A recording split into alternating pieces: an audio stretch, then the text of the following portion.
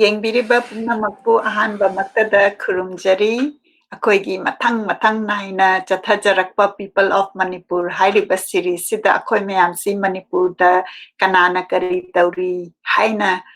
ꯊꯤꯒꯠꯆꯔꯒ ꯇꯧꯖꯕ ꯄ꯭ꯔꯣꯒ꯭ꯔꯥꯝꯁꯤꯗ ꯉꯁꯤꯗꯤ ꯂꯦꯡꯁꯤꯟꯕꯤꯗꯨꯅ ꯂꯩꯔꯦ ꯑꯩꯈꯣꯏꯒꯤ ꯚꯔꯆꯨꯋꯦꯜ ꯁꯦꯠꯇ ꯇꯤ.ꯍꯩꯆ. ꯗꯦꯕꯦꯟꯗ꯭ꯔ ꯁꯤꯡ artist from Manipur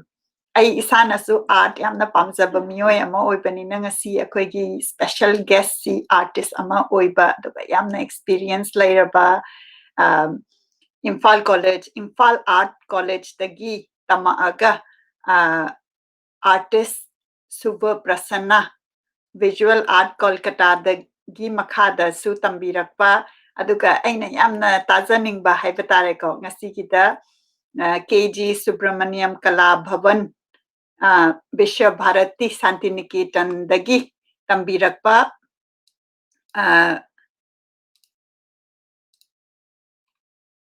tambiraaga huzik art teacher at Navodaya School Mauda laibiraga graphic artist at Doordarshan Kendra laibiba artist ni akoigi ngasigi guest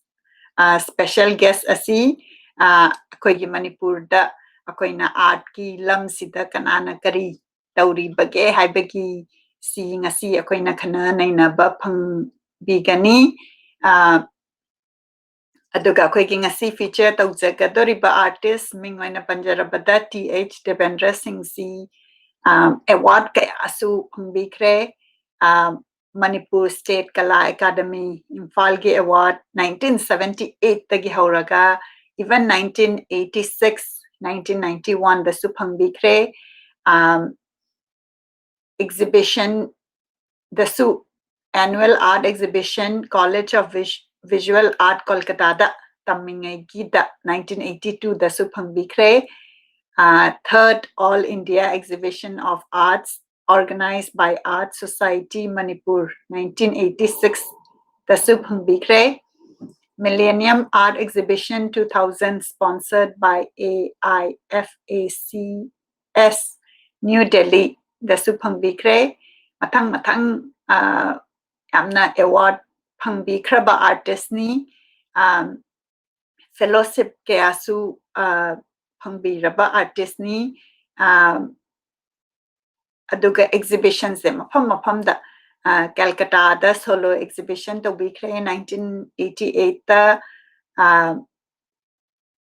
1994 amadi 1998 tasu amuk gallery Katayun hairiba mafam Calcutta da amuk to bikre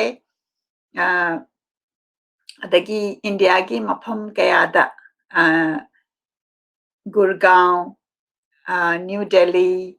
adagi Bombay sigumba mafam kaya dasu chatlaga exhibition art asi mayam da utbikhraba artist ni adagi khwaidagi tabada nungaiba amana internationally aidi akoigi Manipur gi lamdagi hentoga India gi mafam kaya dasu utbikhraba art mayam si masidagi hentookanda akoina international level sida art si exhibit tawbikhrabani masigi art si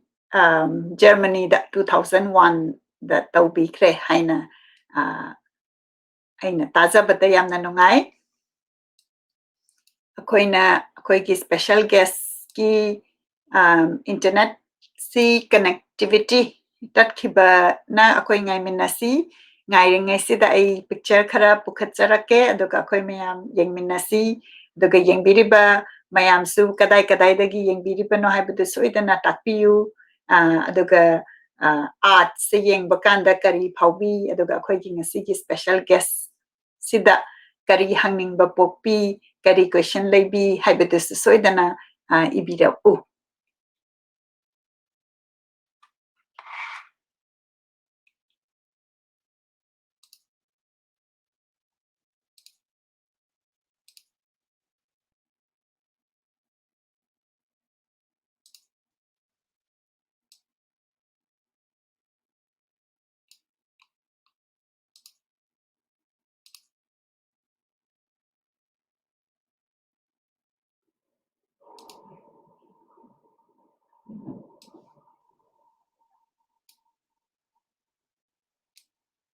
ꯄꯨꯈꯠꯆꯔꯛꯀꯦ ꯑꯥꯔꯇꯤꯁꯀꯤ work ꯈꯔ ꯑꯩꯈꯣꯏ ꯃꯌꯥꯝ ꯉꯥꯏꯕ ꯑꯣꯏꯅ ꯌꯦꯡꯃꯤꯟꯅꯁꯤ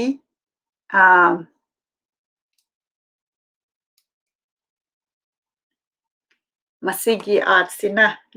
ꯔꯣꯛꯁꯀꯦꯞ ꯍꯥꯏꯔꯤꯕ oil and canvasꯅꯤ ꯃꯥꯒꯤ ꯑꯥꯔꯠꯁꯦ mainly ꯑꯩꯈꯣꯏꯅ ꯐꯣꯀꯁ ꯇꯧꯖꯔꯤꯕꯁꯦ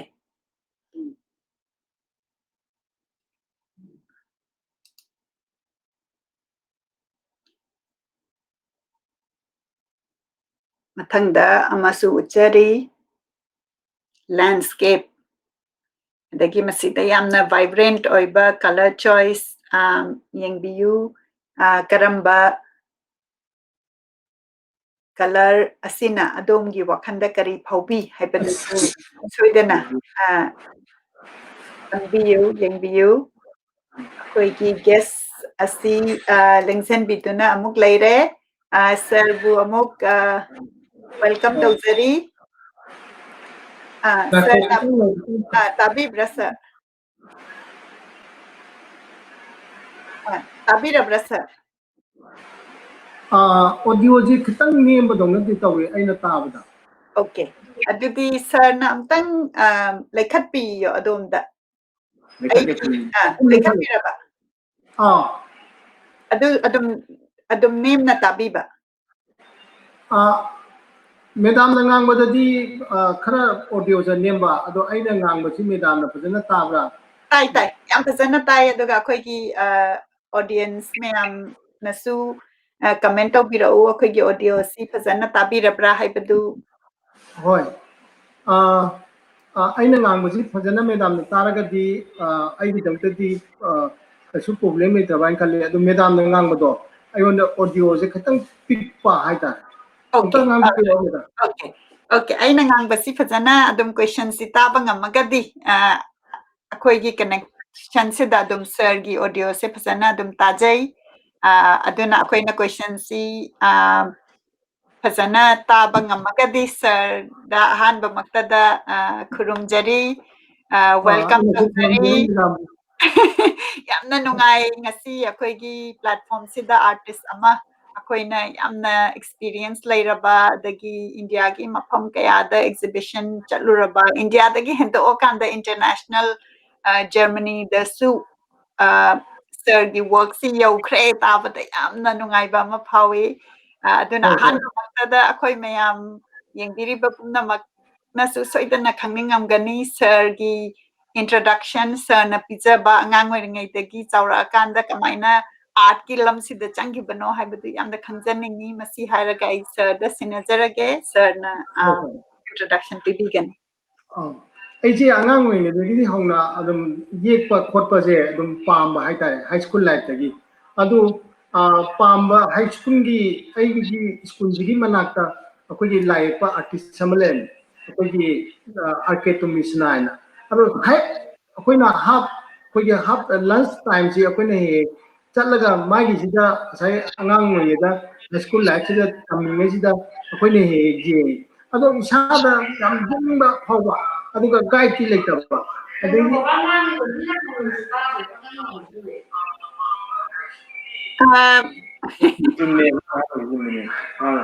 ꯑꯗꯨꯝ ꯄꯥꯖꯩ ꯑꯩꯈꯣꯏꯅ ꯅꯪꯅ ꯇꯞꯄꯩꯅꯦꯕ ꯂꯥꯏꯐ ꯑꯣꯏꯕꯒꯤ ꯉꯁꯥꯏꯒꯤ ꯑꯩꯅ ꯍꯥꯏ ꯁ꯭ꯀꯨꯜ ꯇꯝꯂꯤꯉꯩꯒꯤ ꯑꯗꯨꯝ ꯋꯥꯔꯧꯕꯤꯕ ꯌꯥꯗꯦ ꯑꯗꯣꯝꯒꯤ ꯐꯦꯃꯤꯂꯤꯒꯤ ꯁꯥꯎꯟꯗꯨꯅ ꯈꯔ ꯑꯦꯀꯣ ꯊꯣꯛꯍꯜꯂꯦ ꯑꯗꯣ ꯃꯣꯏꯅ ꯇꯥꯕꯗꯣ ꯃꯄꯥꯟ ꯀꯥꯒꯤ ꯃꯄꯥꯟꯗ ꯇꯥꯕꯤꯌꯣꯅ ꯍꯥꯏꯕꯤꯌꯨ ꯑꯗꯨ ꯉꯁꯥꯏꯒꯤ ꯑꯩ ꯀꯩꯅꯣꯝꯇ ꯁꯦꯝꯖꯒꯦꯀꯣ ꯉꯥꯛꯇꯪ ꯁꯦꯝꯕꯤꯌꯨ ꯍꯣꯏ ꯁꯦꯝꯕꯤꯌꯨ ꯑꯩꯈꯣꯏ ꯄꯤꯛꯆꯔ ꯌꯦꯡꯖꯔꯝꯒꯦ ꯑꯩꯈꯣꯏ ꯃꯌꯥꯝ ꯁꯔꯒꯤ ꯀꯅꯦꯛꯇꯤꯚꯤꯇꯤꯁꯤ ꯁꯦꯝꯃꯤꯉꯩꯗ ꯄꯤꯛꯆꯔ ꯌꯦꯡꯃꯤꯟꯅꯁꯤ ꯑꯥꯔꯇꯤꯁꯀꯤ ꯌꯥꯝꯅ ꯐꯖꯔꯕ ꯀꯂꯔ ꯌꯥꯝꯅ ꯚꯥꯏꯕ꯭ꯔꯦꯟꯠ ꯑꯣꯏꯕ ꯀꯂꯔꯁꯤ ꯑꯩꯅ ꯍꯦꯛ ꯌꯦꯡꯖꯕꯗ ꯌꯥꯝꯅ ꯅꯨꯡꯉꯥꯏꯕ ꯑꯃ ꯐꯥꯎꯖꯩ ꯄꯤꯛꯆꯔ ꯈꯔ ꯌꯦꯡꯕꯤꯌꯨ ꯗꯦꯜꯂꯤꯗ ꯒ꯭ꯔꯨꯞ ꯑꯥꯔꯠ ꯑꯦꯛꯖꯤꯕꯤꯁꯟꯒꯤ ꯄꯤꯛꯆꯔ ꯑꯃꯅꯤ adagi sigi pictures na horen ai sir da soidana khangning ba poi 20 years back haise 2016 da upload tawkiba picture ni khara kuirabani aduna 20 years ki mamang gi mamang oi batare adugi mamang da gi khiba pictures ga hujik hujik ki status hai batare ko masida kari change lai kain haibagi akoi khangning ba pokchai yamna masigi picture se aina he gengjabada sir gi picture mayam art mayam se akoi gi mountain manipur gi mountain manipur gi rockscape na inspiration phangi haina su aina pa badai tajai aduna madugi reflection so dum work sida ui the sir gi own words da koi na ngasigi numit sida khangba ngamagani karina inspiration tawbno kamaina each work da wakan yamna thadarakanda thorakpa work ngatani haina ina khanjai the sir gi connection si semba loibiragadi ai sir amu pukhatcharage loire ai makha chathabiro okay adudi akoi mayam sir gi introduction amuk taminarasi handakti kaimta interruption laitana hoi ai haijaragi ahoi ai je high school tam matung metric pass tawraba matung da ai je Imphal Art College da ai je chahi manga gi diploma koi painting da ai je emit tawre haibadi high school life da di pamaga ju asagi ai gi na guide ma laitabanina asagi matam du da di asagi tamningba khoningba uruba mayam du asagi school naina asagi tamningba gi power pa haitare ado high school sai metric pass tawjagadi asai college da ai admission tawba yadabanina asagi college tamba yanabagi tamda metric se pass tawra matungda admission tawre Imphal Art College da adu ai wanda tam Imphal Art College da tamaga jo ai wanda hena khangba tamningba makha leibadagi ai je Kolkata da muk chale Kolkata chalakanda khoigi Kolkata gi apawa Shuvaprasanna kauba amagi makada ai chahi ani mu ai mai makada chahi ani mu study tawre adu tawraba phawbada ai khen makha tamdaningba haitare pendaba asai khangningba adugi matungda ai mu Shantiniketan da Kala Bhavan Visha Bharati West Bengal magi adudana K.G Subhramanayam ai guide se India gi ju aphawani aduga atopa country da jo maje teaching da yam phawa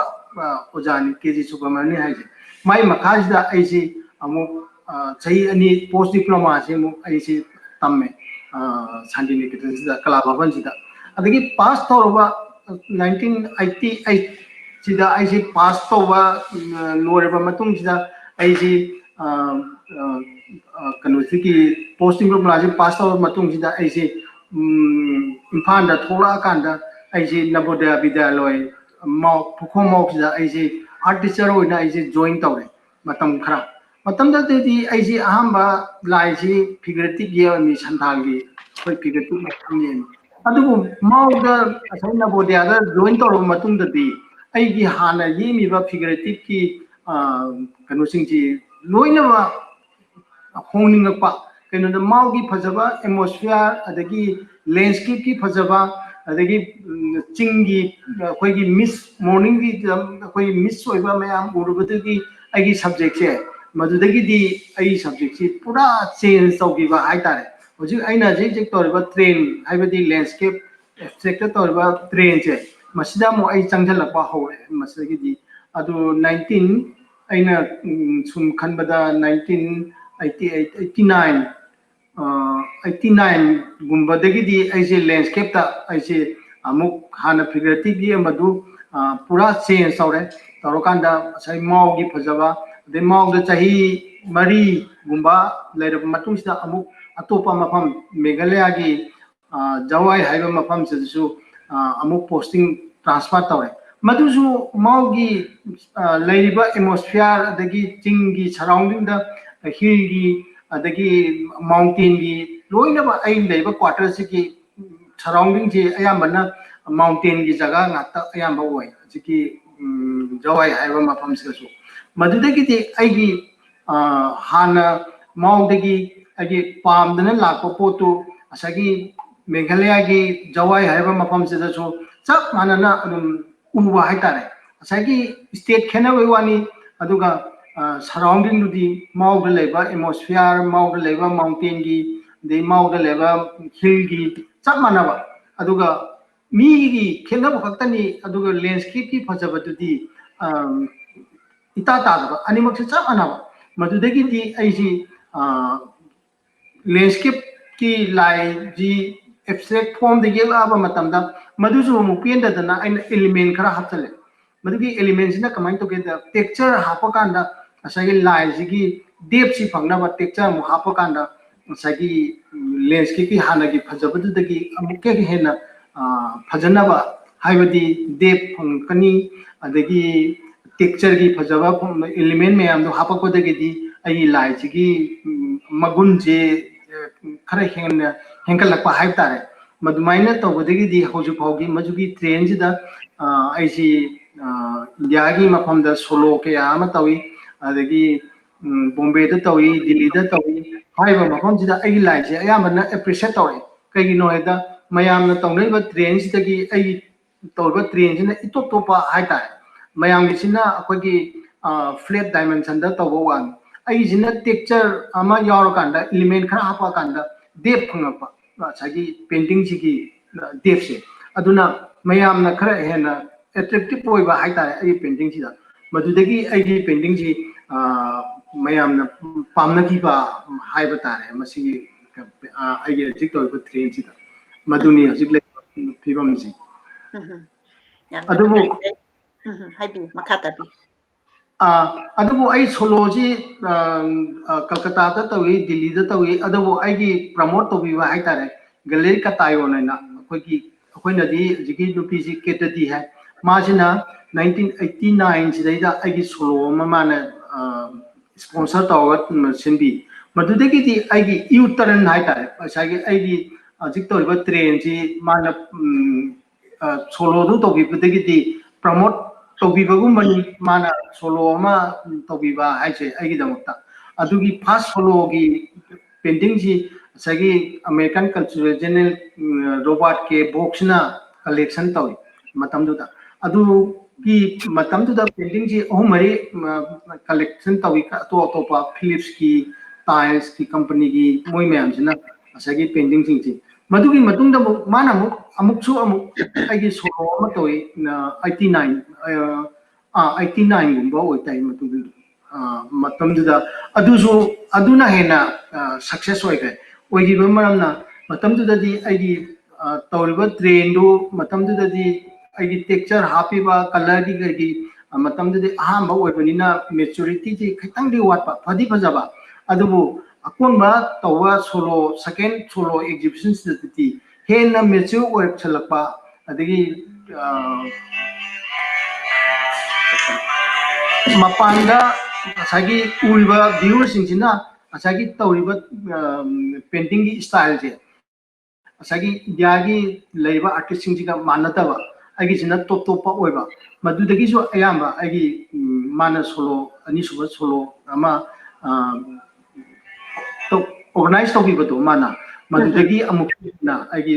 promote tawuni aina khanjai ai yamna mabu yam appreciate tawi keginoda Kasulitaba Manipur state tagi pikraba sagi aina sagi kaidungina su aina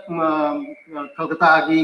critic ni khangde amani bayan ni khangde art lover ni khangde aina kaidungina su namaroi daba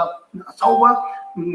thaudang ama mana lobibado aigi damakta madu aina handan mabu aina duki matik aina thagachai amasu appreciate tokjai mabu aina yamna honorably mabu yamna mabu aina matam ayamba phitari mabu adum thagachari mabu so aina yamna chumba wafam haibidi akoina art ki lam sida ade art natana atai gi lam dasu talent se leiraga pot si leiraga su promotion haibase changeba aduna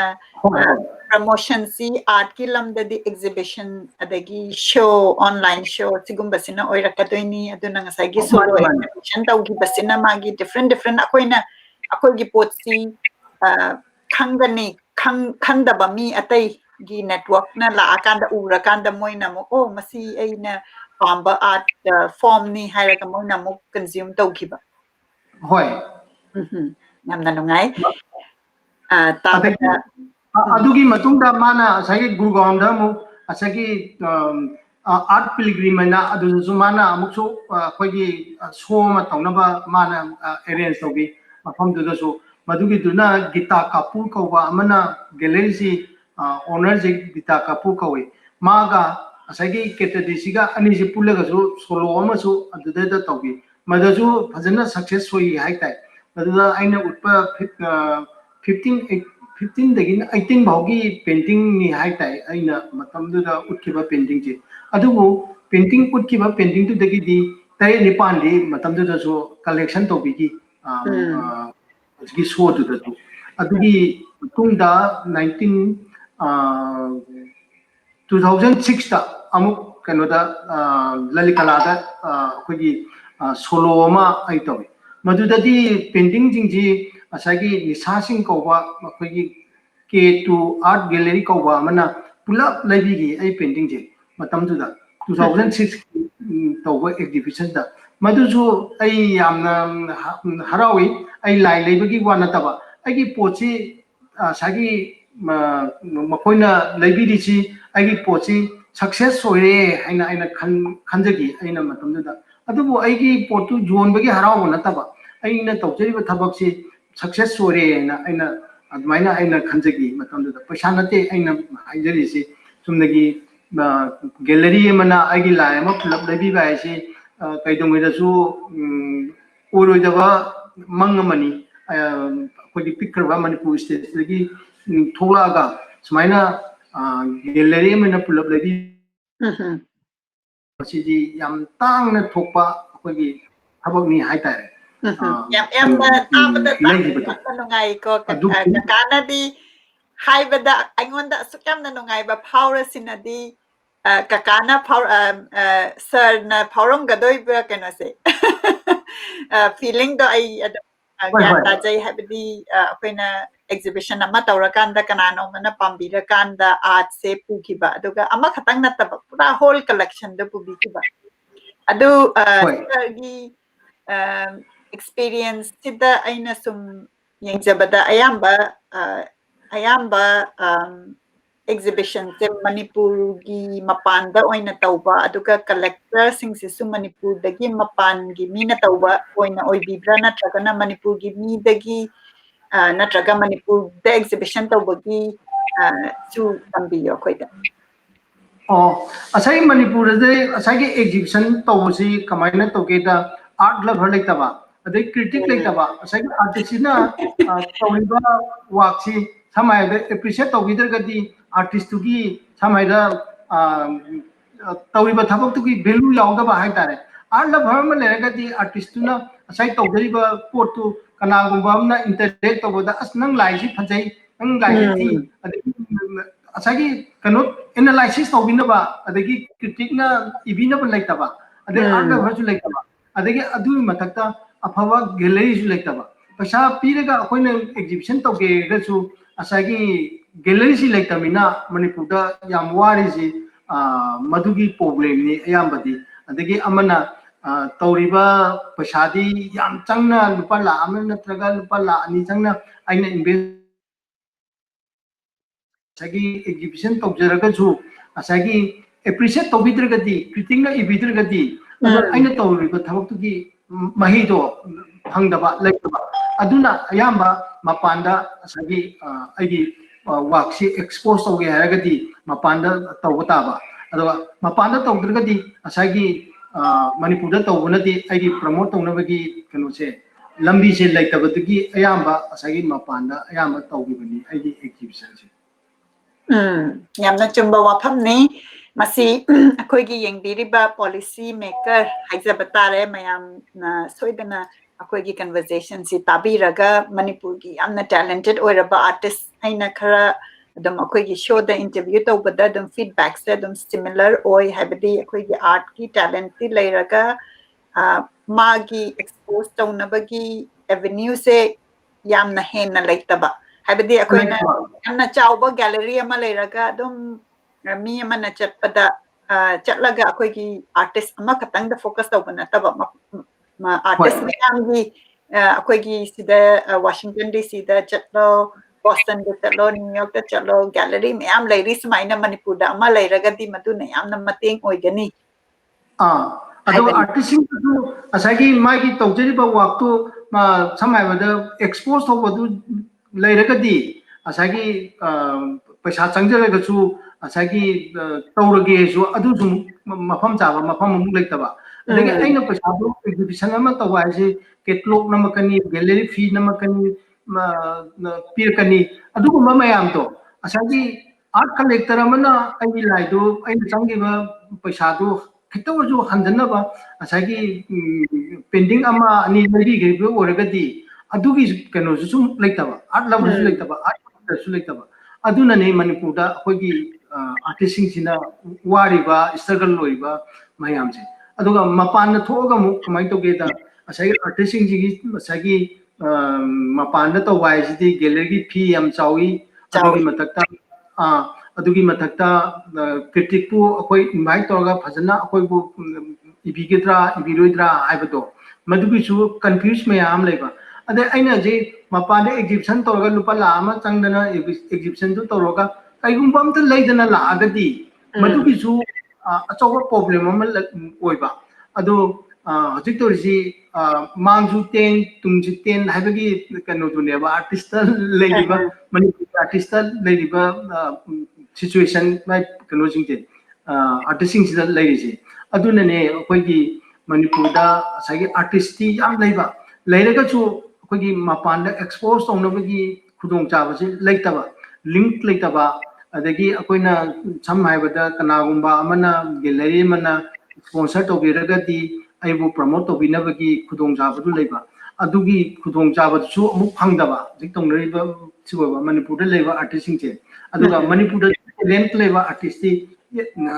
यामना लई अइना सुम उजबदा अदुगा लेरगसु असागी कंदी फुटोप यादबा असागी क्रिटिक लेतबा अदुगा आर्ट लवर लेतबा कलेक्टर लेतबसे मसिगी अवाबजिनी अखोइना जे मणिपुर थिंगरिबा प्रॉब्लम जी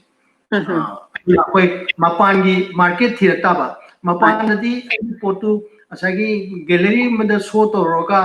मीडिया मीडिया सर्कल मदा अइना कांटेक्ट तौरगा असागी अगी पोटू प्रमोट तौनबा सिंबीबा याबा मपानदी मपानदा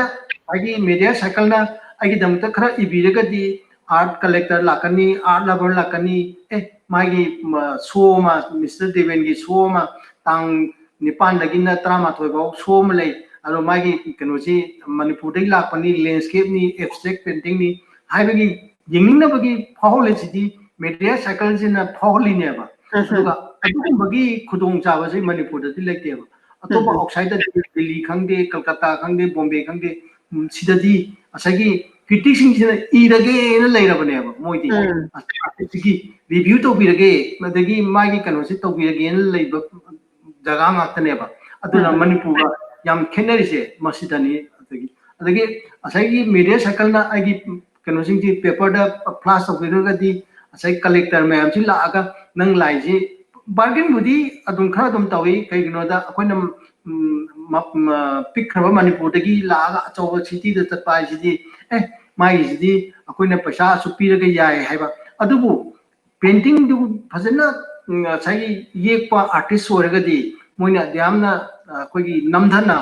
सागी बार्गेन याम तौना अदुमक्ति तौदे कईंदो पोटुगी वैल्यू दु खंगना कनो मोइनासु अदु रिजनेबल ओइबा प्राइस अदुम मखोइना अदुम पिबि तारे सिगुंबगी खुदोंग जाबसदी मपानदना खरा हेना लई हजिकती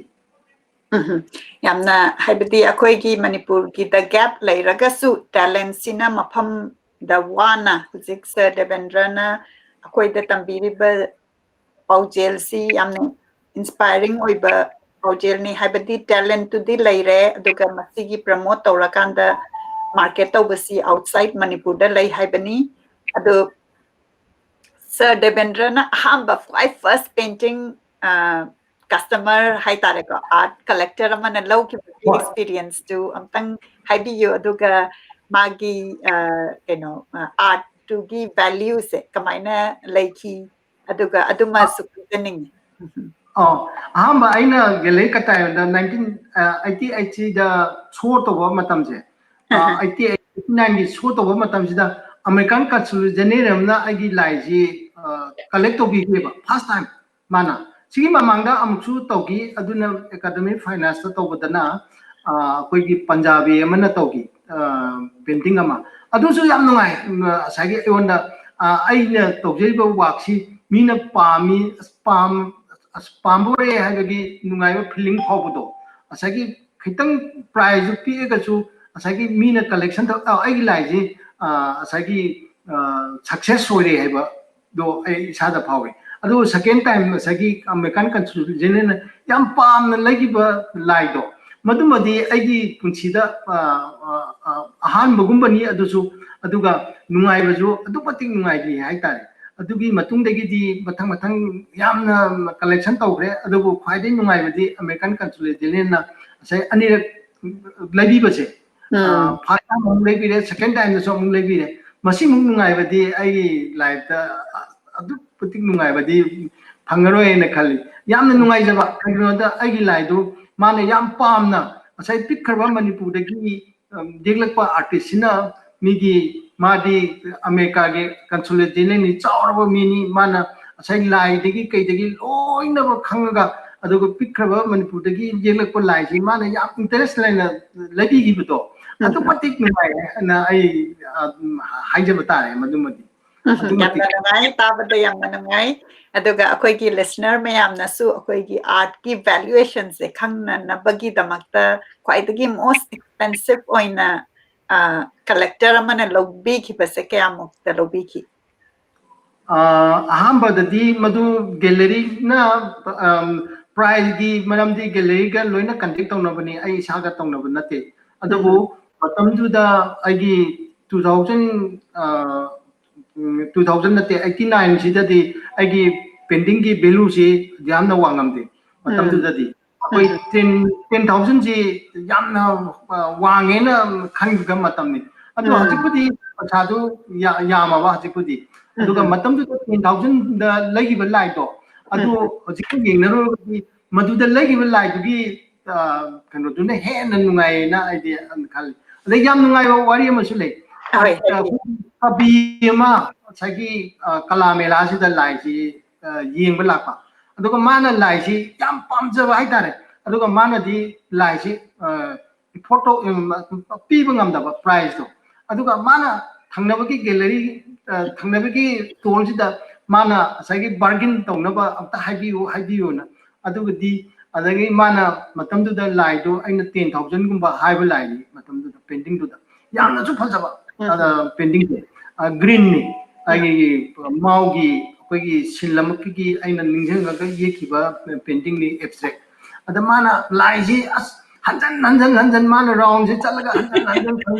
yengdana leiba adaga paisa ji mana photo ngamdaba asagi kabi jina ada magi nupa di post office ki head post office ki officer ne ba mabani lai laga mana hai Mr. Singh ai nangi painting je yamna di pame adu ai di nangi painting ji pamaga so ai di yamna kan tawani na paisa je ona di nangi na piru haiba maman je simakti ai ngamje nang paisa ji kha tabi ba yagadra ina hai ado thangnabadal leiba artist si kauraga as nang yaraga di si pi gro nang lai je yam pamdana yam pame nam haire nam hai ai last ai khalle as min sham pamaga bu aina masdai da paisa gi dang da monda akaknaba thamuba honadre na aina monda aina lising taru adagi di pira matung sida masi nongni leraga as masi amuk stone je laaga Mr. Singh akoi gi imung da nangi lai ji thepadagi di akoi imung ji loina enjoy tawre akoi ji yam nuai re nangi lai ji yengudagi adu pating nuai re aduga nupi sagi nupi ji asengba madi poi iba nupi ne ma madi kabi ne ma sagi nupi ji mana ai lai du ubu mana team da du da nang sangaga di cha glass am da ju thak la piu aduna ai nang bu no na hai se request obuni matam phangaga di la piu na magi mayum sida asai pending theli ba jaga do yenghaning da mana hanjal hanjal na kawe ani omla ado aina akoi di matam ju yam phangdabina ai chatti yam chatning ba ada magi imung da theli mana enjoy to gi harau do adu ka ताबा दुदा ए अस मसिदि पैसा लौदा जु पिरम याबो pony ना अदमाइना जेना मजे दुबी painting दु लाइगि बत मतम दुदा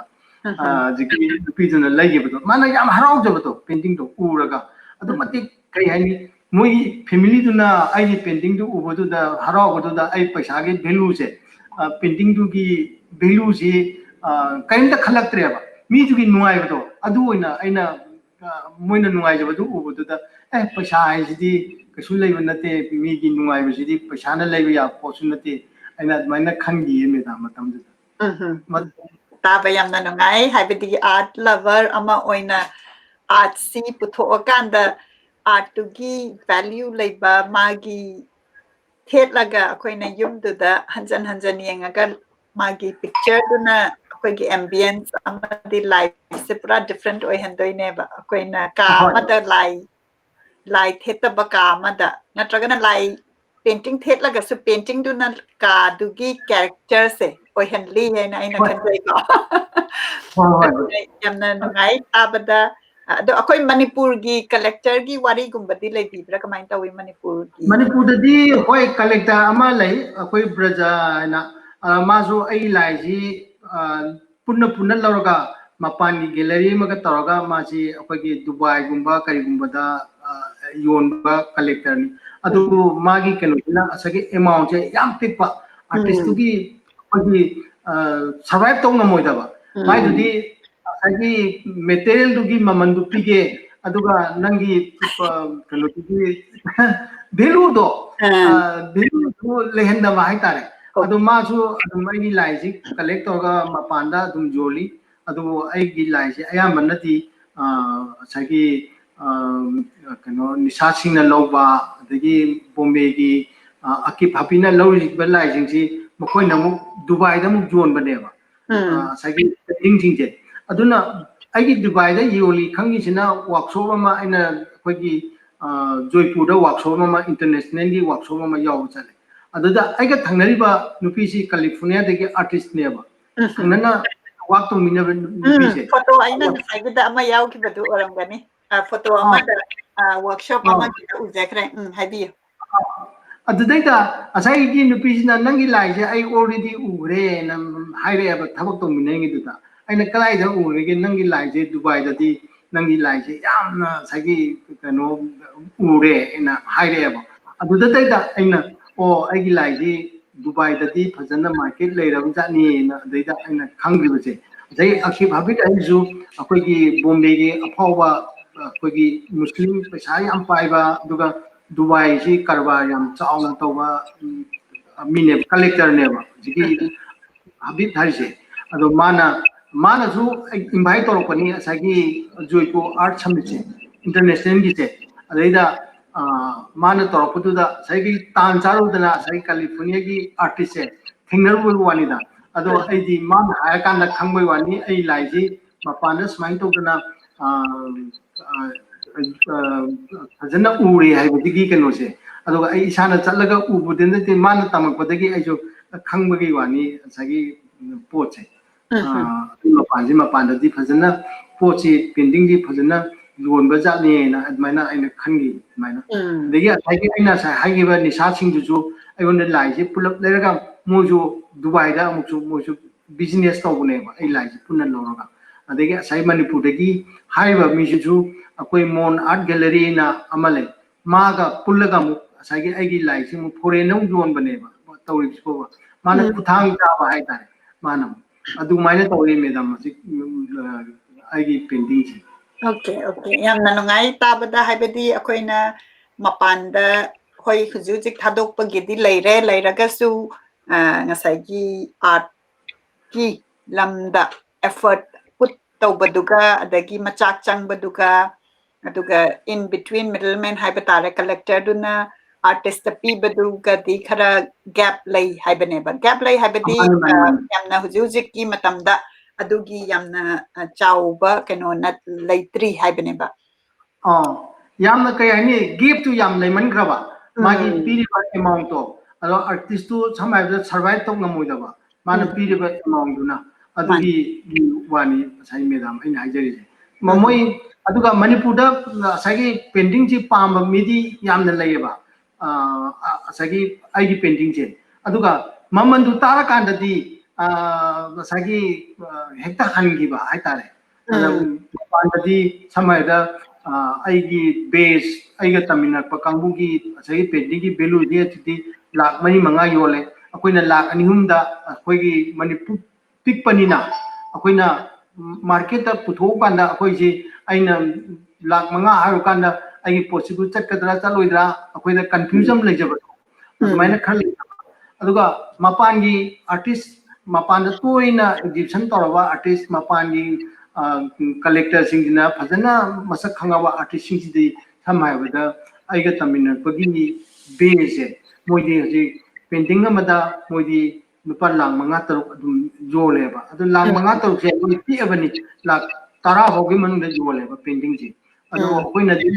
toina ju mapan thopang amdaba aduga koina mapan gi kano singchi ju toina unadabanina koina art की value जी कदाई भावदा सागी मागी कनो जी लेप करदगे है मचगी जो अखोय द कंफ्यूज खरा लेजबा अदुनी लेबा मणिपुर द लेबा आर्टिस्ट जी की problem ji okay okay frankly share tawibagi nungaijai habidi akoina masigi problem si lay haina akoina share tawragadi aingonda su khalalle kamaina masi solve tawsige haidana aduga yengriba mayamna su soidana khangbi khalamgani haina khali internationally especially the mafam da laiba art appreciate tawba art ki value high oiba mafam da kamaina akoigi talent si promote tawrakanda yohanba aduga artist gi magi phangpham thokpa haiba tare ko phangpham thokpa pisa si su dum important ni life sida ba dagi chawkhatpa adugi aduna art tu phasaraga lebi na ba leitragadi madusu madugi problem ama leibanina akoi mayam khanamina si aduga akoina wakhan lakpada akoi collaborate tawrakanda main tawraga chawkhatmina si haibasi soidana akoi listener mayam nasu khanbiramgani haina khalli ado Sir Debendra da sir gi painting process se kamaina tawbi ayuk kumbada oina yekpibra natraga kamaina ye I adagi yekpasida inspiration se hoi ngasai di panbekre ko mau adagi manipur gi landscape phajabasina inspire tawbani haibado ado adugi maramda kamaina lai ama yekpada ama dang focus tawbra multiple lai ye akanda kangba ngai ba khotpa du main tawbra adugi process tu ki maramda kitang haibi ai hajar ke process to amma aina for example painting ama yekpa hogolakpasi aigi asagi element technique hai tare masi hana painting tuma aina pura yekting e metamda ai hana preparation ama taw preparation means aina painting aigi painting ji aya bana square na ya malon ji aduga square ji chana ba aina view ji hana aigi concept aigi tawgadaba painting ki composition aduga color ki choice hana color scheme ji hana ai yekting e da hana pura Cokes दा layout अमा पूरा लोरबा मतुंग दा IG final तौरम दा size दा होगलपगी सैदा IG texture से हाना element texture से हाना लौर मतुंग दा मदुगी फजना dry ओरबा मतुंग सिदा फजना ड्राई ओरबा मतुंग सिदा आई कलर गी कनो सी प्रिपरेशन से मुक्ता होरे फर्स्ट पोस्ट से खरो मतुंग दा असागी तैब याबगै तैरे आई थानिबा एरिया सिंदो कलर मखन मखन आई तैरबा मतुंग सिदा असागी फिनिशिंग तौनबगी दंदम अकोय आइसे अमुक आइना ये सिदी अकोगी वाटर बेस नते ऑयल निना मतम कंगबा मा अदु lauba ma dakar wa hapta ani adu sigi ama yeng isda aina kangal lam tung na ama mo khoba asagi continuity ji sum yanaba enoda ama du sum ngai le raga di agi mutu kai doiba adu sona mut sagali ni du da ama mo hawraga di asagi ama du amu kangbal raga ama mo pairaga di asagi yekpagi kano du continuity sum chatkiba yaba aduna amada sumjiga ma dry hoina sum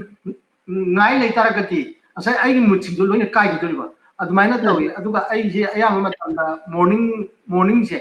masina ayamba yi haitai morning ne evening akoi gi nungdang matam je masidana ayamba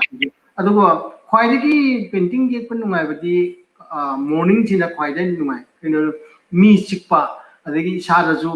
fresh hoiba matam sida yegati mutsi khra hena yekpagi nungai ba matam oi haitai mota ji sumaina sum yi ayama matam ai picture ama pukhatcharake ubibra sigi picture si ubibra sir madam sigi picture si amna aina magi color combination composition si hek yengbada yamna engonda phajaba nungaiba ma phawe do sir na masi yekhiba gi inspiration adagi canvas size is square oibasi engonda yam pamjaba 40 by 40 ada sir na masi gi painting si kamaina inspire tawraga kari khalla kanda paint tawkhibano haibadu akhoi mayam dam tang share tawbi ai haijarake akoi gi summer matam si asagi mountain oirga chu dry oiba matam oiba summer kano je matam sida akoi gi yamna saba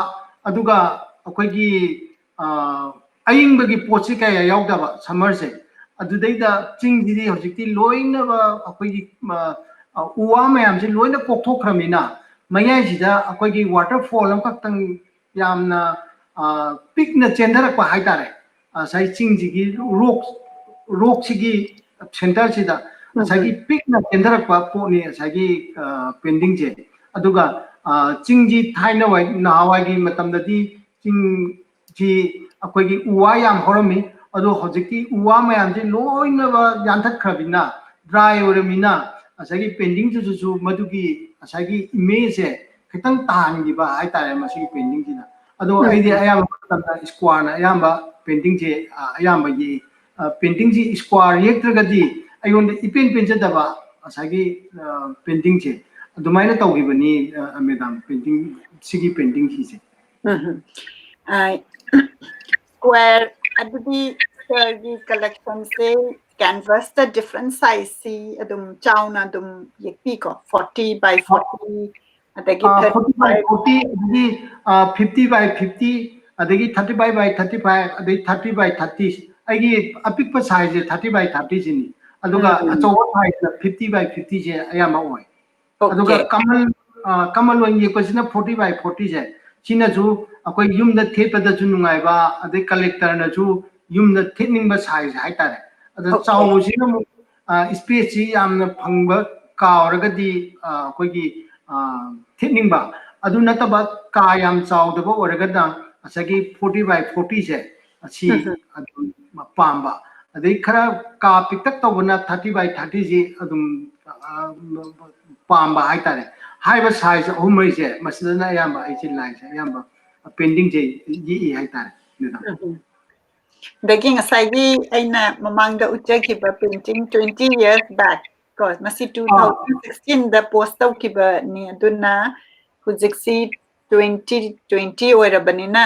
yamna kuiraba painting mani adu masida 24 years ki mamangda yekhibasiga hujik sir na yekpase sigi ahongba change si kamaina ubi matamduda yikiba painting jina akogi element haitare texture ji kaya yaudaba aduga lagi phajaba kanu dibudi adum lejaba aduga hojikli sina texture gi element ama hapalapa matamduda texture gi element je yaudaba adubu matamduda yekiba painting jingje ayamana texture yaute aduga hojik yeba painting jingna texture yauna yepa painting ni hojikisi aina picture khara pukhatsage hojik ki yekpagi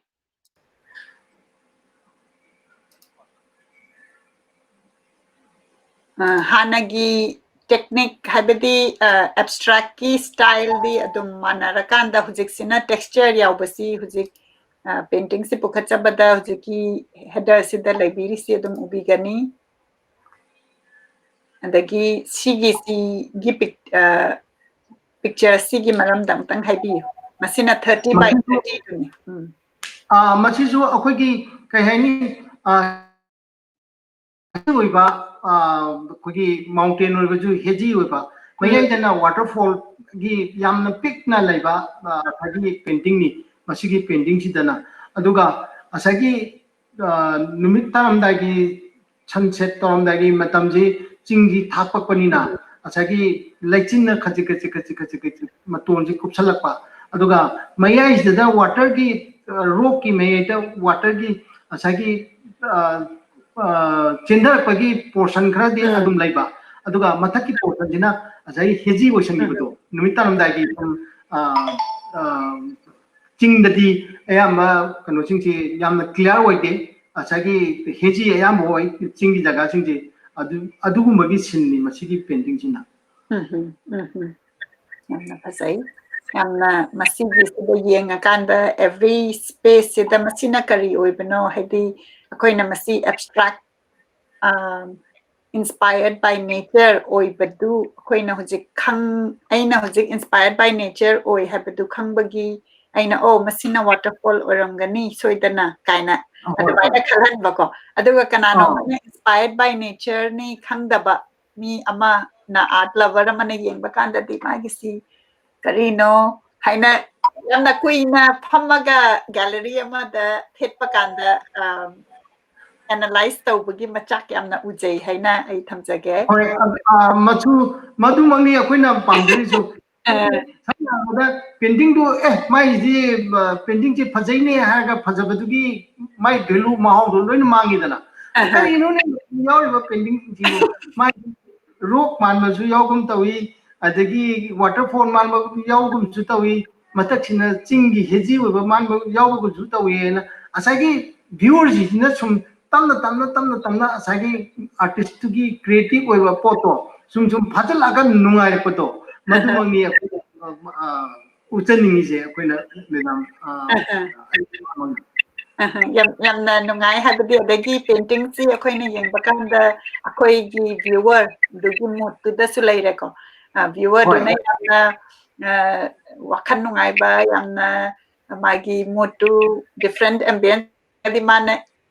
painting se interpretation different ora ka doini dagi mana amna wakhan nungai ta ba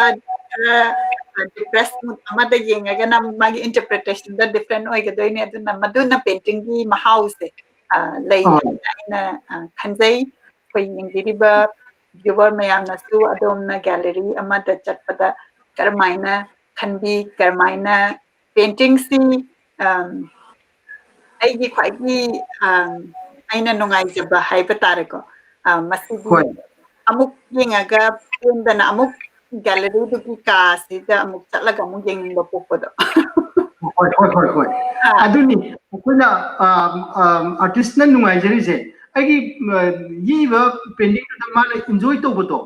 samna haibada aigi lairi yenga na mana enjoy tobodo madune ba akoina pamite paisa gi value du nateba aigi view du na pin badune ba akoina pamise adu aigi awana gi laisi kaya yengde aigi samaya kanagumba amna awana gi laisi yamna thim to lay adu aigi room amata ka amada phambada aigi painting du yenga ngakta nungai ba phawbado phawhanbado samada kaduda asagi asagi ka room du owner du na mai ka amada ngakta rest tobada ai painting du kaiguma khara yenga nungai ba phawbadu neba aina pamisi awana gi samna thim da yamna awabagi kai yekpa laiji aidi ka jida thepado aidi supam bam da thabo wani madam aina khaliba concept si Okay, okay. Haibadi akoigi yumgi living room natragana akoi miyam phaminabagi mafamsida yamna positive oiba feeling adagi Sir Devendra gi art na yamna nature gi ayingba nature gi healing oiba nature gi phazaba elements pora kandu the canvas ta hapaga akoina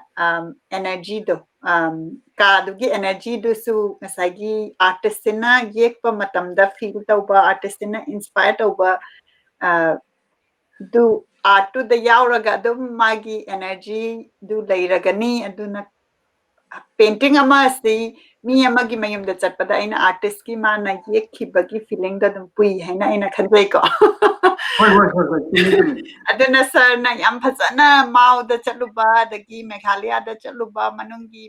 uruba ayukta sunrise natraga sunset adagi waterfall adagi magi nature gi element adagi texture masidang asagi texture hapakpado ahamba artist young artist ama oina texture yauram da badu huzik yaurakpa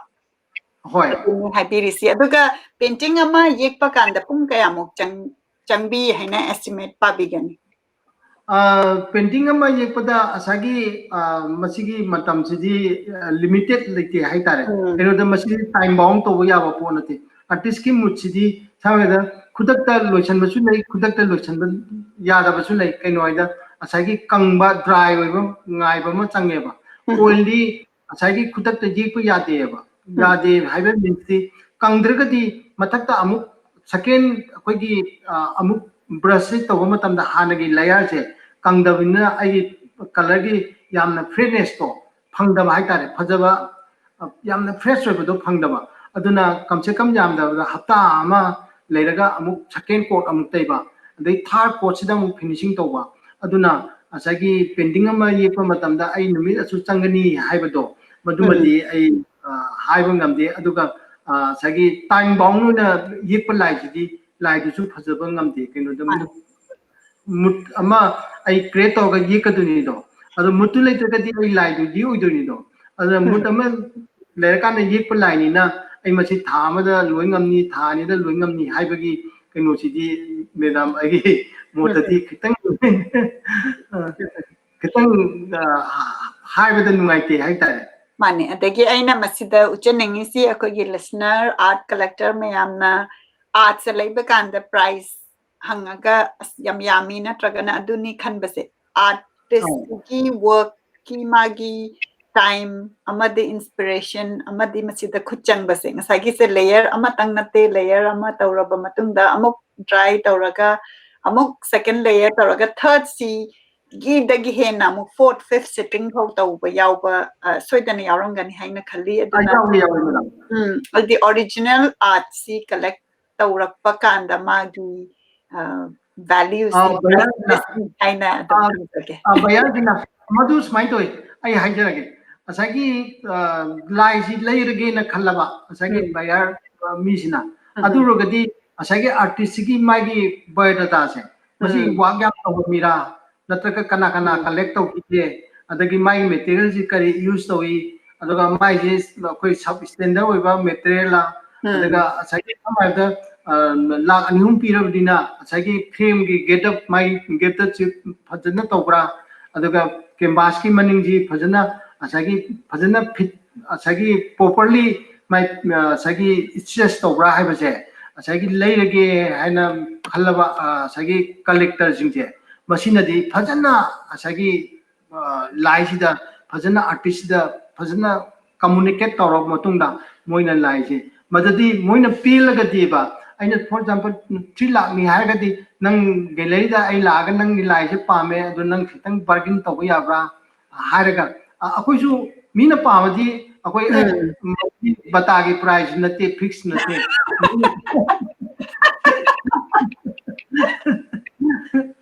नतबनीना Meena पामगदी होय आई 15% आई relax तौजगे price लगी अना हारगा अदुमाइना अदुमाइना जोने madam कगुंबा gallery लागा कनागुंबा अमना लैगे हारगदी सिगी फिबम सिगी अदुगा Moina लैगे न खल्लबा सागी बयान त कलेक्टर से masidi lai ji hanjan hanjan hanjan gallery ji da round chalu ga chu mana pami ba lai ma pham je masidi hanjan hanjan lakane ba lakane di pami bi choice lo ga sum yemuri ne ba mana sagi lai ne am ji de gi mana pami ba lai do madu de target to ne ba madani moi sagi artist si wakya am to mino adagi magi biodata yengani standard magi yiba surface canvas gi kanoji yamna wari nungaidingayda internet ki kitang nungaitaba amana tatkre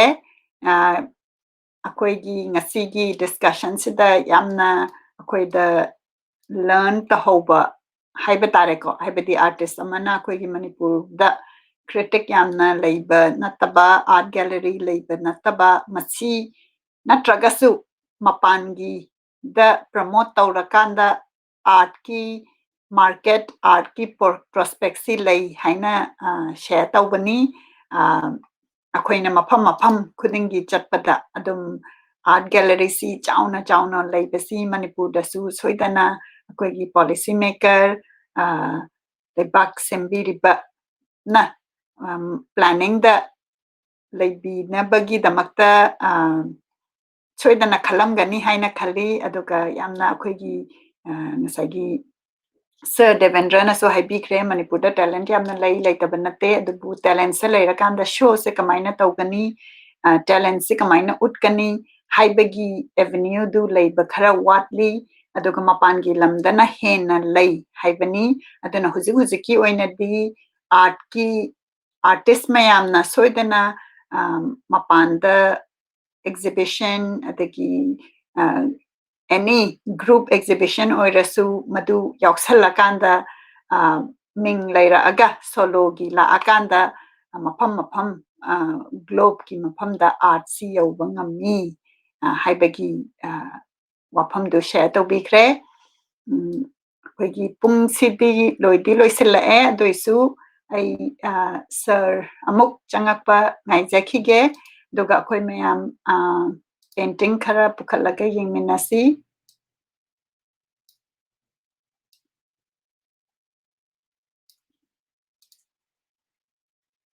yengbiriba pumnamakki comment uzari thank you so much artist ki karamba painting na adom gi pamjai aduga any additional labor adum haibiyu madam ja sir amuk changbira'e adagi sir akhoi wari si yamdi nungai ado pungdi ama takhibasi khanghaude ado aina hanghidaba aduga sir na mayamda share tawningba akhoi da share tawningba wafam leiragadi hojik akhoi da haibiyu aina sugumba talk show na sugumba arrangement ama tawbibase aidi asuki matik haraujai amasu mathang nahasingdasu sugumba show ama kagumba tawbiragadi manipurda leiba artist sing sumaina talk show na lobiriba thongtang adagi tawbiriba mayamse sisu achawa thongtang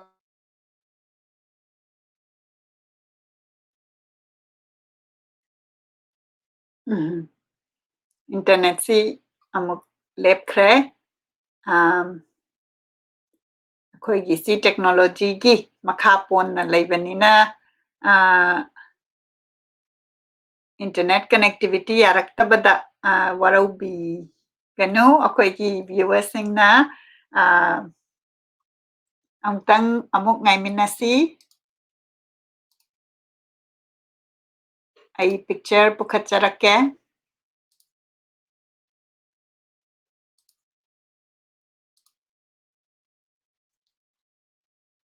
Facebook ta chatpiraga Sir Devendra gi profile yankhatpiyu magi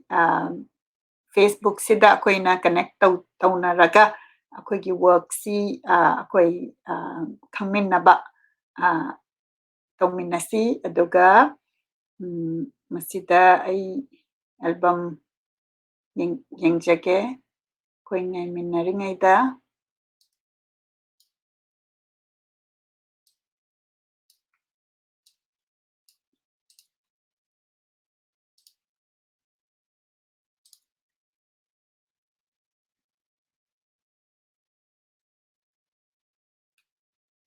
Lagi ngasai color scheme se different color oiba.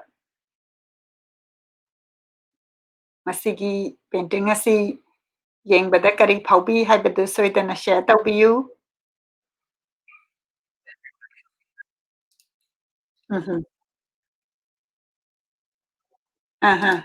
Amuk yare, amuk sir, amuk lengsan binaba ai pukhatsarake. Hoi hoi. Yam fazaba picture asi painting asi amuk yengminnaramine akhoi viewer ga. Hoi hoi. Color se yamna aina aigi personal choice haiba tare ko. Atai mayam su phazai ado aina yellow adagi orange shade na taubasi yamna vibrant oiraga aingonda yamna yengbata nungaiba ama pukpagi ngasi se ayambana aina hekta masi khangkatlure. Hoi hoi. Ai hajarake. Asagi warm oiba matam haidi summer matam ji asagi mathak su makha su asagi warm oibanina aduna aina yellowish na khara namna asagi chingi jaga si inga su warm oiba timing summer si di warm oidana maduda aina yellowish yellow ochre gi color se maduda aina color scheme ji lauraga yekchakiba painting ni painting si Yamna phajai. Adagi masida akoigi listener singna soidana Facebook ta yenkhatpiyu yamna different color scheme adagi different composition yengbiraga kari hairino kari cover taurino haibadu akoi mayam akoigi feedback amadi critics si yam khatlansi akoigi artist mayamna akoi mayamda feedback haibirae akoigi art si leire aduga akoigi art si da critic amadi feedback si kaya lakte haibani aduna masigi encourage taunaba finding the voices na su soidana mathang tabada conversation create tauba adugumbagi event soidana sinjarake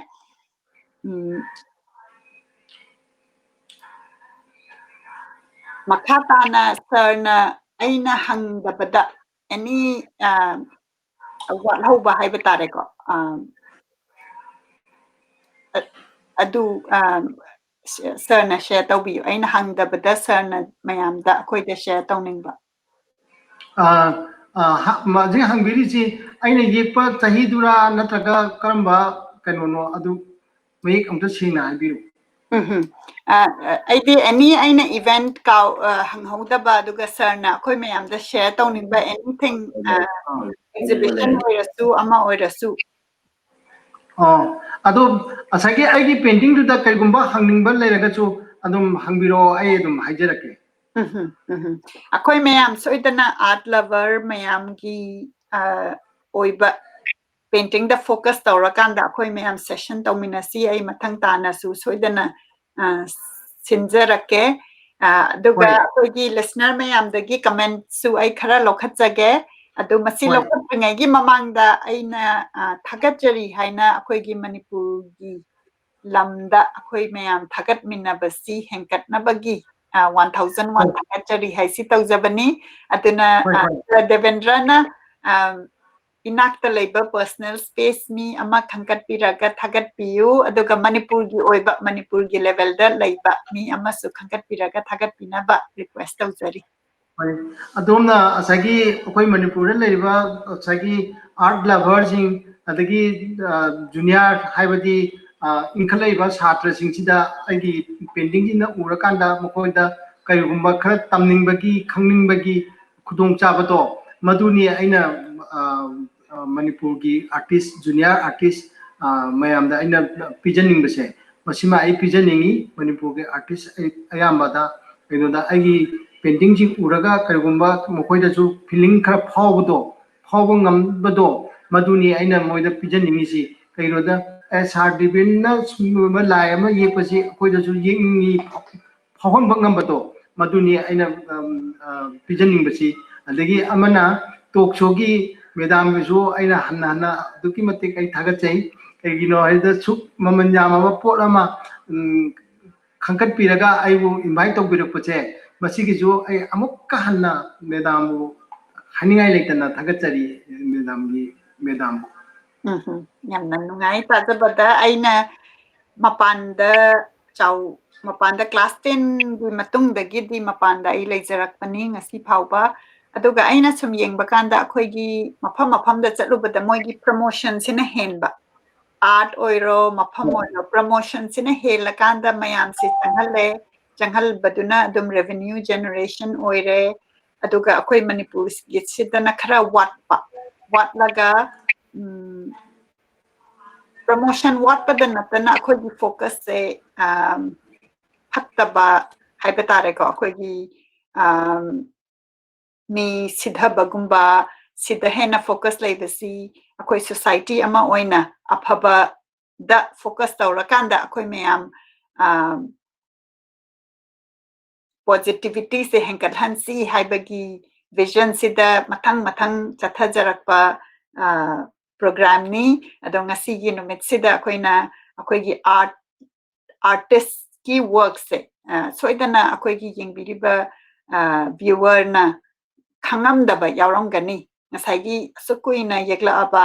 ꯑꯗꯒꯤ background ꯌꯥꯝꯅ ꯐꯖꯅ ꯀꯜꯀꯇꯥꯗ ꯇꯝꯕꯤꯔꯛꯄ ꯑꯗꯒꯤ ꯁꯥꯟꯇꯤꯅꯤꯀꯦꯇꯟ ꯑꯩꯈꯣꯏꯅ ꯇꯥꯕꯗ ꯂꯥꯏꯔꯤꯛꯇ ꯄꯥꯔꯒ ꯑꯩ ꯏꯁꯥꯃꯛꯇꯤ ꯆꯠꯄ ꯉꯝꯖꯗ꯭ꯔꯤ ꯐꯪꯖꯗ꯭ꯔꯤ ꯐꯪꯗꯕ ꯃꯐꯝꯗꯨꯗꯒꯤ ꯇꯝꯃꯛꯄ ꯑꯥꯔꯠꯀꯤ ꯁ꯭ꯇꯗꯤꯗꯨ ꯇꯧꯔꯒ ꯃꯅꯤꯄꯨꯔꯒꯤ ꯅꯦꯆꯔ ꯃꯥꯎꯒꯤ ꯅꯦꯆꯔ ꯃꯦꯘꯥꯂꯌꯥꯒꯤ ꯅꯦꯆꯔ ꯐꯖꯕꯗꯨꯅ ꯏꯟꯁꯄꯤꯔꯦꯁꯟ ꯑꯣꯏꯔꯒ ꯄꯨꯊꯣꯔꯛꯄ ꯑꯥꯔꯠꯇꯨ ꯌꯥꯝꯅ ꯑꯩꯈꯣꯏꯒꯤ ꯄ꯭ꯂꯦꯠꯐꯣꯝꯁꯤꯗ ꯁꯦꯌꯔ ꯇꯧꯔꯒ ꯅꯨꯡꯉꯥꯏꯕ ꯑꯃ ꯄꯣꯛꯄꯁꯤꯅ ꯐꯥꯏꯟꯗꯤꯡ ꯗ ꯚꯣꯏꯁꯀꯤ ꯁꯛꯁꯦꯁꯐꯨꯜ ꯑꯣꯏꯕ ꯃꯣꯃꯦꯟꯠꯅꯤ ꯍꯥꯏꯅ ꯑꯩꯅ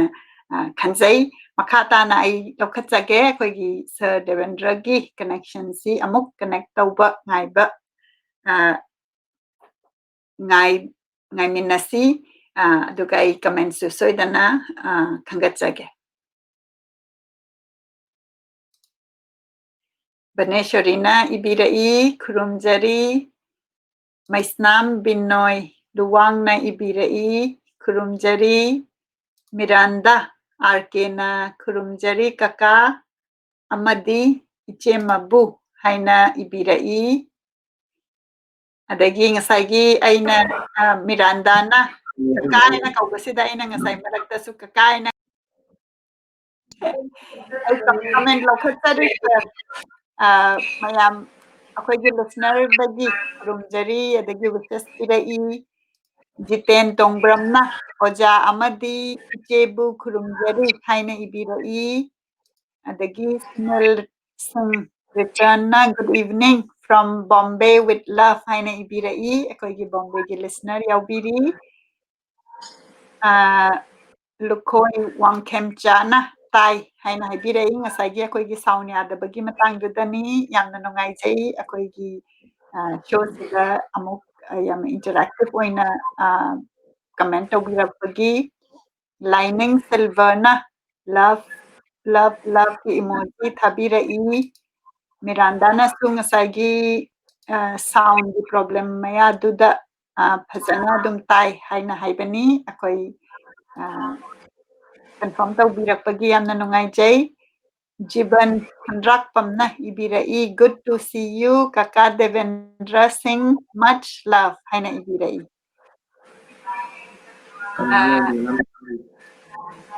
dagi Miranda Arkena ibirai kaka figurative painting singdubusu ohanbiyu busu haibirai masina kamai tauba hana yikiba figurative ki painting gi photo gumba leibiragadi akhoi mayamda utpirau yengningba phawi haibani Miranda na hangai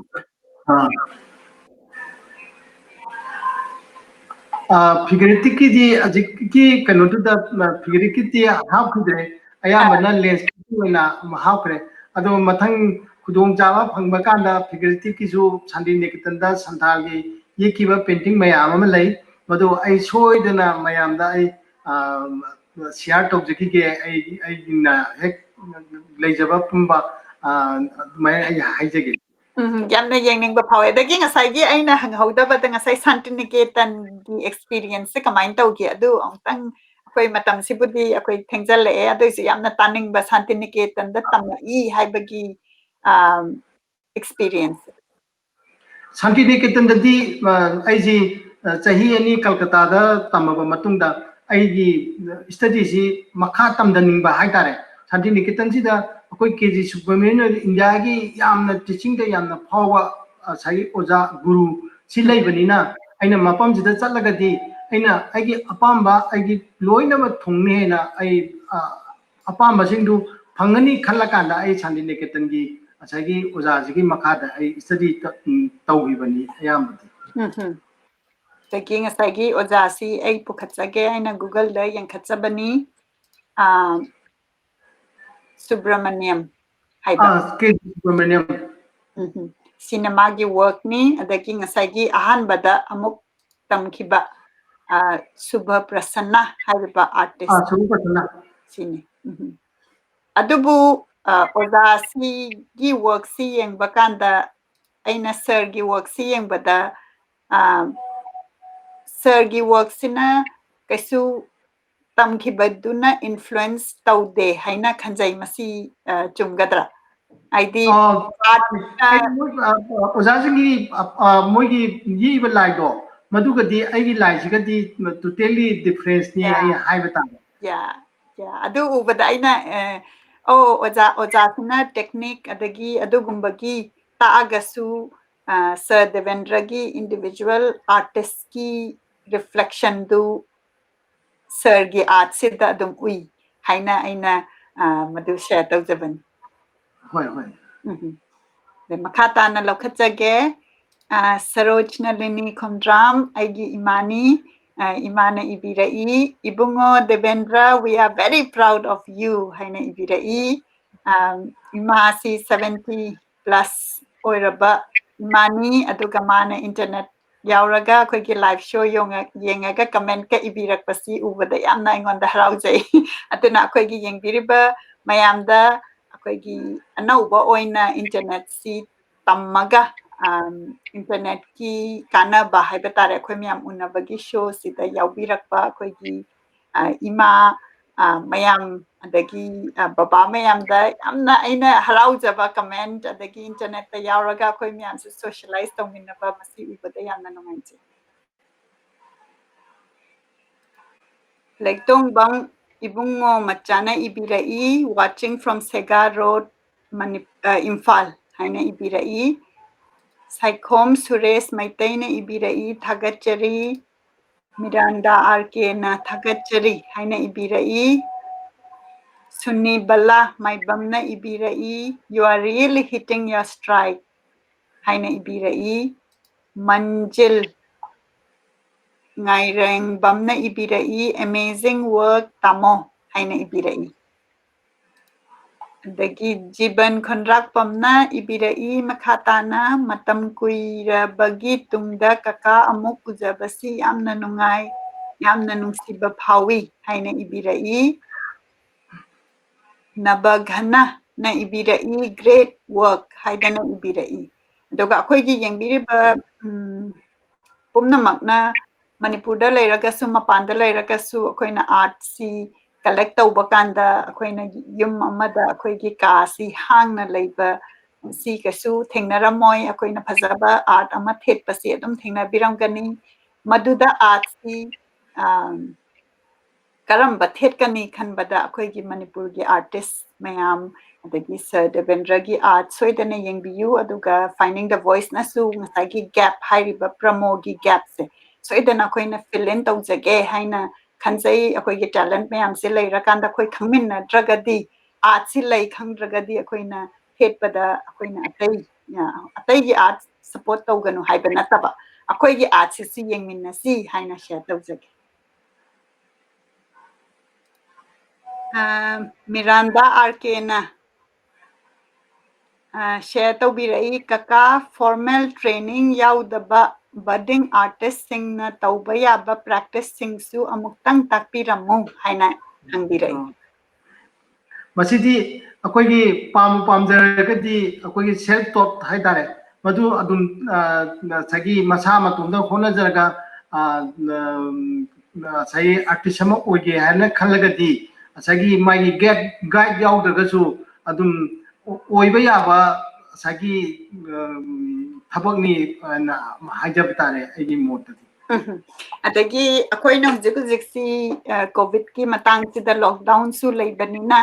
akoina creativity si hujik online da yamna thengnajare ko aduna Sir Debendra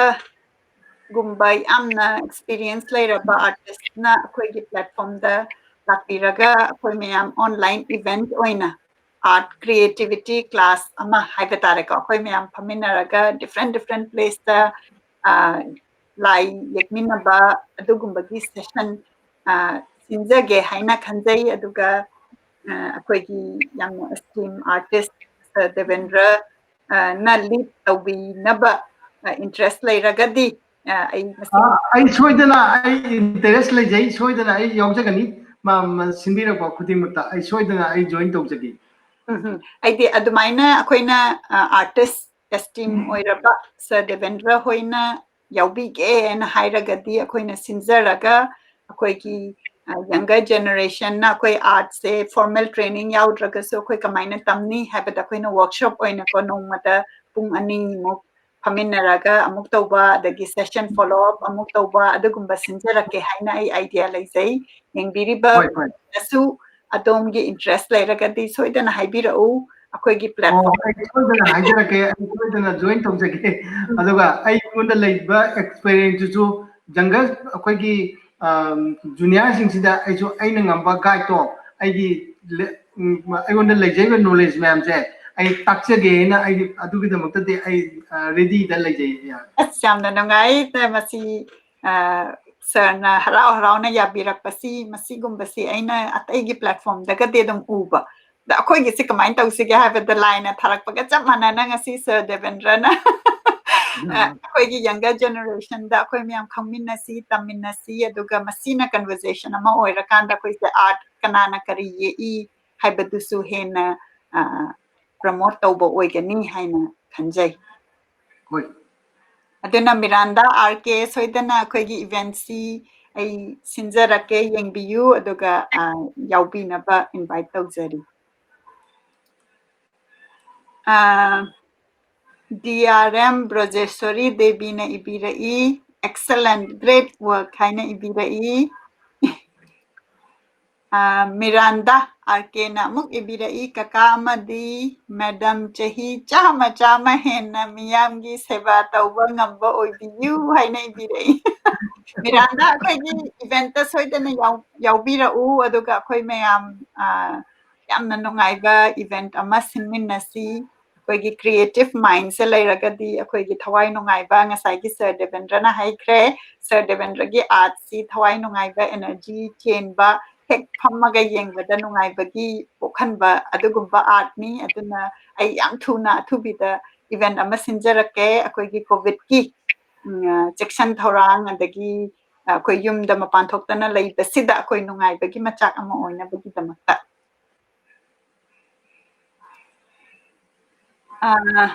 IDL ke mongsangaina ibirai mamal yamlaba artist ama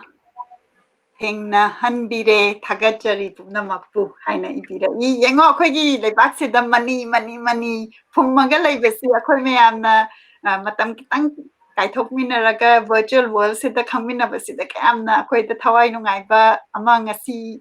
pokhanba ama oire James RK na ibirai naire bachau haina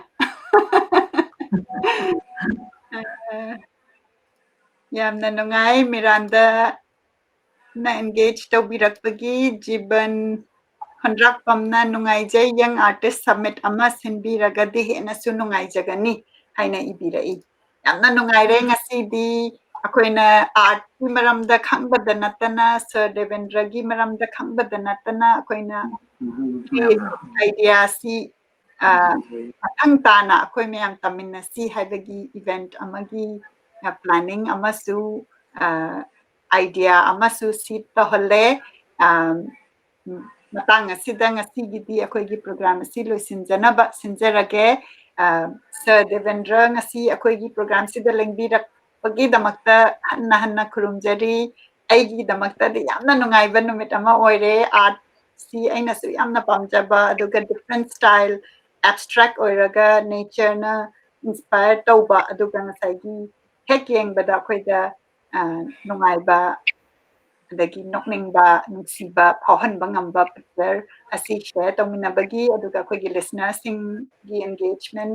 question ꯌꯦꯡꯕꯤꯕꯒꯤꯗꯃꯛꯇ ꯊꯥꯒꯠꯆꯔꯤ ꯃꯊꯪꯒꯤ ꯁꯟꯗꯦꯗ ꯁꯣꯏꯗꯅ ꯑꯩꯈꯣꯏꯒꯤ people of Manipur ꯑꯩꯈꯣꯏꯒꯤ ꯂꯝꯁꯤꯗ money ꯁꯅꯥꯅ ꯊꯜꯂꯕ ꯑꯩꯈꯣꯏꯒꯤ artist ꯑꯩꯈꯣꯏꯒꯤ talented ꯑꯣꯏꯔꯕ ꯃꯤꯑꯣꯏ ꯈꯟꯒꯠꯂꯒ ꯑꯩꯈꯣꯏ ꯃꯌꯥꯝ ꯈꯪꯃꯤꯟꯅꯁꯤ ꯑꯩꯈꯣꯏ ꯅꯨꯡꯉꯥꯏꯅ ꯅꯨꯡꯁꯤꯅ peace and love-ꯅ ꯈꯟꯅ ꯄꯥꯟꯃꯤꯟꯅꯅꯕ ꯃꯁꯤ ꯍꯥꯏꯔꯒ ꯂꯣꯏꯁꯤꯟꯖꯔꯒꯦ ꯁꯔ ꯗꯦꯕꯦꯟꯗ꯭ꯔꯅ ꯂꯥꯁ ꯋꯥꯔꯗ ꯑꯃ ꯍꯥꯏꯕꯤꯌꯨ ꯑꯩꯈꯣꯏ ꯂꯣꯏꯁꯤꯟꯖꯅꯕ ꯑꯁꯨꯛꯀꯤ ꯃꯇꯤꯛ ꯉꯁꯤꯒꯤ ꯁꯤꯟꯕꯤꯔꯤꯕ ꯉꯁꯥꯏꯒꯤ ꯇꯣꯛ ꯁꯣꯒꯤ ꯁꯤꯟꯕꯤꯔꯤꯕ ꯃꯦꯗꯥꯝꯕꯨꯁꯨ ꯑꯩꯅ ꯍꯟꯅ ꯍꯥꯏꯅꯤꯡꯉꯥꯏ ꯂꯩꯇꯅ ꯊꯥꯒꯠꯆꯔꯤ ꯑꯗꯨꯒ ꯅꯦꯛꯁ ꯑꯩꯈꯣꯏꯒꯤ ꯖꯨꯅꯤꯌꯔ ꯀꯥꯡꯕꯨꯗꯁꯨ ꯑꯩꯕꯨ ꯌꯦꯡꯕꯤꯔꯤꯕ ꯀꯥꯡꯕꯨꯁꯤꯡꯁꯤꯁꯨ ꯑꯩꯅ ꯍꯟꯅ ꯑꯩꯅ ꯑꯩꯒꯤ ꯂꯥꯏꯁꯤꯕꯨ ꯐꯖꯩꯌꯦꯅ ꯊꯥꯒꯠꯄꯤꯔꯛꯄꯒꯤꯁꯨ ꯑꯩꯅ ꯍꯟꯅ ꯃꯃꯜ ꯌꯥꯝꯈ꯭ꯔꯕ ꯀꯌా ꯑꯩꯕꯨ ꯊꯥꯒꯠꯄꯤꯕꯁꯦ ꯃꯁꯤꯒꯤꯗꯃꯛꯇꯁꯨ ꯑꯩꯅ ꯍꯟꯅ ꯊꯥꯒꯠꯆꯔꯤ ꯃꯦꯗꯥꯝꯕꯨꯁꯨ ꯑꯩꯅ ꯍꯟꯅ ꯊꯥꯒꯠꯆꯔꯤ ꯇꯣꯛ ꯁꯣ ꯑꯦꯔꯦꯟꯖꯃꯦꯟ ꯇꯧꯕꯤꯕꯒꯤꯗꯃꯛꯇ ꯃꯁꯤꯕꯨ ꯃꯇꯝ ꯁꯥꯡꯅ ꯇꯧꯕꯤꯕ ꯑꯣꯏꯕꯤꯌꯨ ꯍꯥꯏꯅ ꯑꯩꯅ ꯃꯦꯗꯥꯝꯕꯨꯁꯨ ꯑꯩꯅ ꯍꯟꯅ ꯊꯥꯒꯠꯆꯔꯤ ꯈꯨꯔꯨꯝꯖꯔꯤ ꯈꯨꯔꯨꯝꯖꯔꯤ